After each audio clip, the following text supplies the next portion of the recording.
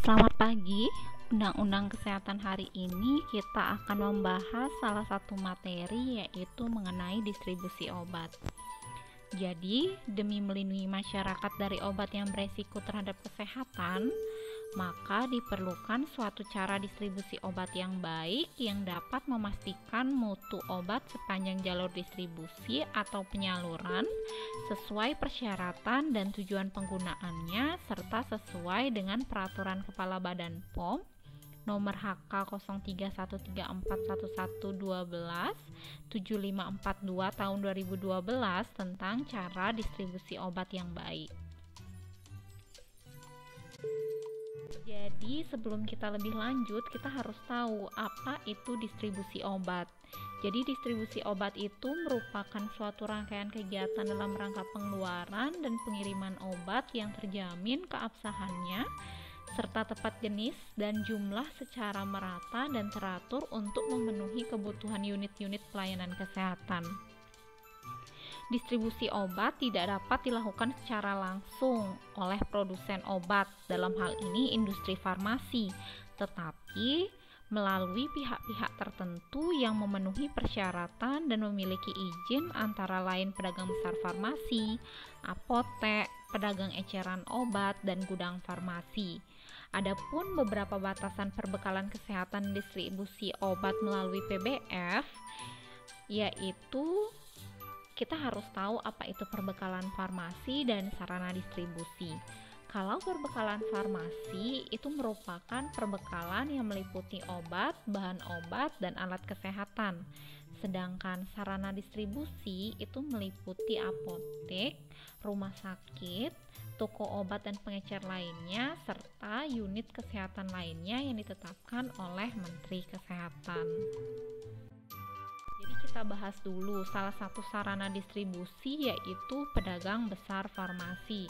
Jadi berdasarkan Peraturan Menteri Kesehatan RI nomor 918/10/1993 yang telah diperbarui dengan keputusan Menkes RI nomor 1191/Menkes/SK/9/2002 tentang pedagang besar farmasi.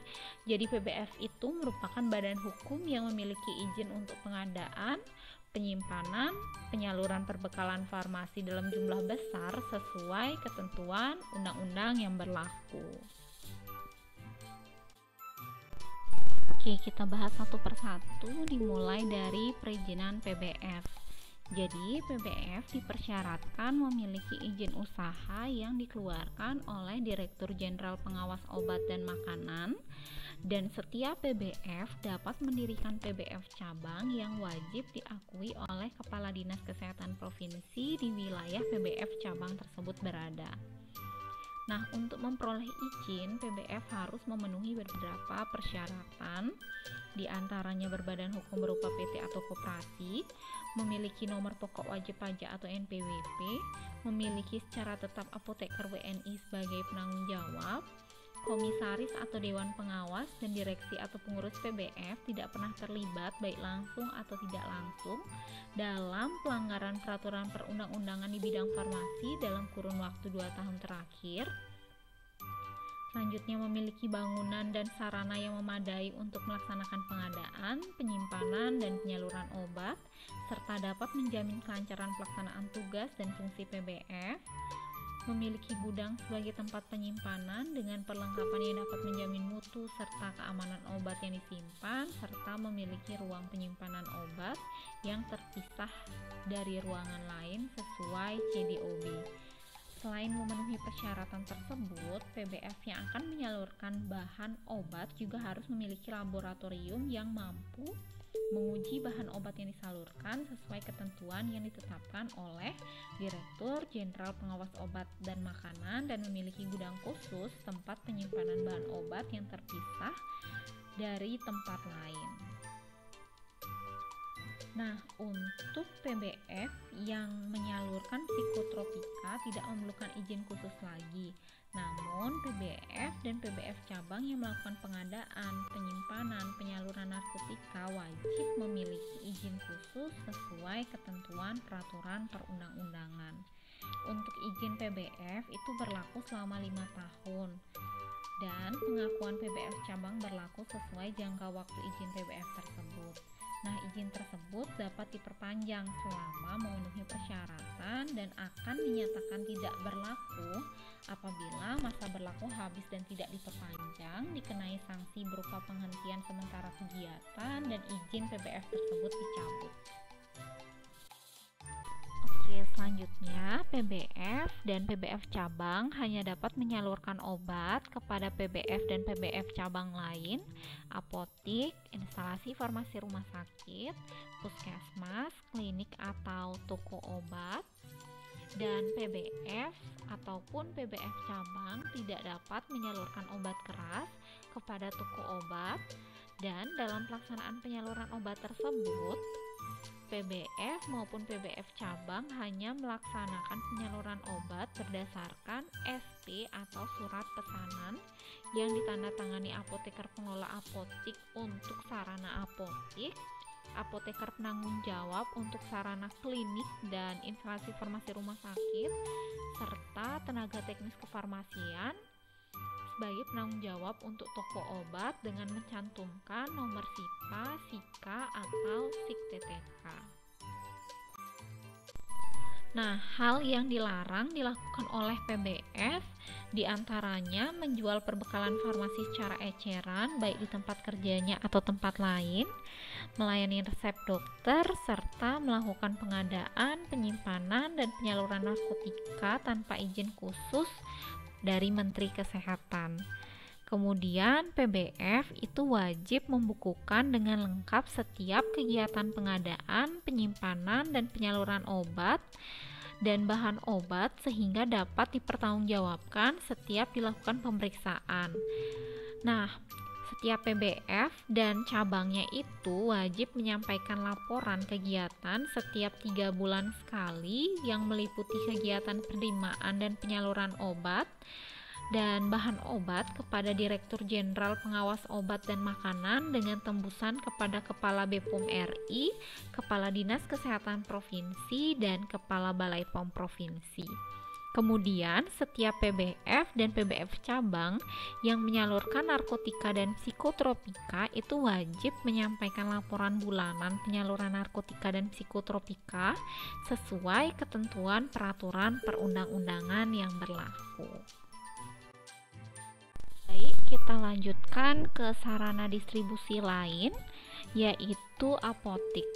Jadi, berdasarkan Peraturan Menteri Kesehatan RI Nomor 922/Menkes/10/1993 diperbarui dengan Surat Keputusan Menteri Kesehatan RI Nomor 1332/Menkes/SK/10/2002 tentang ketentuan dan tata cara pemberian izin apotik. Apotik itu merupakan suatu tempat tertentu, tempat dilakukan pekerjaan kefarmasian dan penyaluran sediaan farmasi, perbekalan kesehatan lainnya kepada masyarakat. Nah, izin apotik itu diberikan kepada apoteker oleh Menkes yang kewenangannya dilimpahkan kepada Kepala Dinas Kesehatan Kabupaten atau Kota. Sedangkan apoteker itu merupakan sarjana farmasi yang telah lulus dan telah mengucapkan sumpah jabatan apoteker. Mereka yang berdasarkan peraturan perundang-undangan yang berlaku berhak melakukan pekerjaan kefarmasian di Indonesia sebagai apoteker. Oke, kita lanjut ke pengelolaan apotik. Jadi Permenkes RI Nomor 922/Menkes/10/1993 tentang tata cara pemberian izin apotik dalam bab pengelolaan apotik. Nah, pengelolaan apotik itu meliputi pembuatan, pengelolaan, peracikan, pengubahan bentuk pencampuran, penyimpanan, dan penyerahan obat atau bahan obat. Kemudian dilakukannya pengadaan, penyimpanan, penyaluran, dan penyerahan perbekalan farmasi lainnya. Kemudian dilakukan pelayanan informasi mengenai perbekalan farmasi, meliputi khasiat, penggunaan, keamanan, bahaya dan mutu obat, serta perbekalan kesehatan lainnya, serta pelayanan resep dokter, dokter gigi, dan dokter hewan. Nah, pelayanan resep di apotik itu dalam hal ini yaitu melayani resep sesuai dengan tanggung jawab dan keahlian profesinya demi kepentingan masyarakat. Kemudian apoteker tidak diizinkan mengganti obat generik yang ditulis dalam resep dengan obat paten. Nah, jika pasien tidak mampu menebus obat yang ditulis dalam resep, maka apoteker wajib berkonsultasi dengan dokter untuk pemilihan obat yang lebih tepat, serta apoteker itu wajib memberikan informasi yang berkaitan dengan penggunaan obat yang diserahkan kepada pasien, serta penggunaan obat secara tepat, aman, dan rasional. Nah, untuk resep atau salinan resep tersebut harus dirahasiakan dan disimpan dalam jangka waktu 3 tahun. Oke, kita lanjut ke sarana distribusi lain, yaitu pedagang eceran obat atau PO. Nah, pedagang eceran obat atau PO itu menurut Permenkes RI nomor 167/Kap/B titik 7/1972 tanggal 28 September 1972 itu diperbarui dengan keputusan Menteri Kesehatan nomor 1331/Menkes/SK/10/2002 diberikan batasan penamaan dengan sebutan pedagang eceran obat berizin. Nah, pedagang obat eceran berizin ini adalah orang atau badan hukum Indonesia yang memiliki izin untuk menyimpan obat-obat bebas dan obat bebas terbatas atau daftar W untuk dijual secara eceran di tempat tertentu sebagaimana tercantum dalam surat izin. Nah, persyaratan PO itu antara lain PO dapat dikelola oleh perusahaan milik negara, perusahaan swasta, atau perorangan. Kemudian mempekerjakan asisten apoteker sebagai penanggung jawab teknis farmasi. Kemudian memiliki izin dari Kepala Dinas Kesehatan Kabupaten atau Kota setempat yang diketahui oleh Badan POM.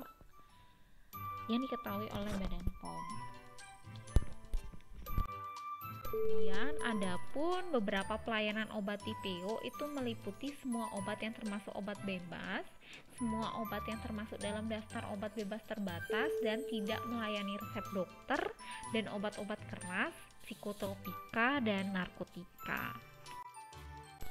Nah, jadi distribusi perbekalan farmasi itu meliputi obat, baik itu narkotika, obat keras, psikotropika, obat bebas dan obat bebas terbatas, bahan baku obat, obat tradisional dan fitofarmaka, alat-alat kesehatan, serta kosmetika. Jadi, dapat saya simpulkan untuk distribusi obat secara umum itu awalnya melalui produsen alurnya, kemudian lanjut ke PBF, kemudian PBF akan mendistribusikan ke pengecer, kemudian pengecer akan mendistribusikan ke konsumen. Nah, untuk alur distribusi obat narkotika itu meliputi industri farmasi yang memproduksi narkotika tersebut, kemudian akan disalurkan ke PT Kimia Farma sebagai PBF penyalur narkotika yang diizinkan oleh Menkes, kemudian akan disalurkan ke apotik atau RS atau klinik atau puskesmas, kemudian dari apotik atau instalasi yang diizinkan itu akan menyalurkan narkotika kepada pasien dengan resep dokter. Kemudian untuk alur distribusi obat keras itu meliputi industri farmasi, selanjutnya akan dibawa ke PBF, kemudian akan didistribusikan ke apotik atau rumah sakit, dan dari apotik atau rumah sakit akan didistribusikan kepada pasien dengan resep dokter. Selanjutnya, adapun alur distribusi obat bebas terbatas itu meliputi industri farmasi yang memproduksi obat bebas terbatas tersebut akan menyalurkan ke PBF. Kemudian dari PBF akan menyalurkan ke PBF lain. Kemudian dari PBF lain akan disalurkan ke apotik atau rumah sakit atau pedagang eceran obat. Kemudian dari apotik atau rumah sakit atau pedagang eceran obat akan mendistribusikan kepada pasien. Kemudian dapat juga alurnya dari PBF akan langsung didistribusikan ke apotik atau rumah sakit atau pedagang eceran obat, lalu akan didistribusikan kepada pasien atau konsumen. Sedangkan untuk alur distribusi obat bebas sama seperti alur distribusi obat bebas terbatas ya. Nah, sekian pemaparan materi hari ini mengenai distribusi obat. Sekian dan terima kasih.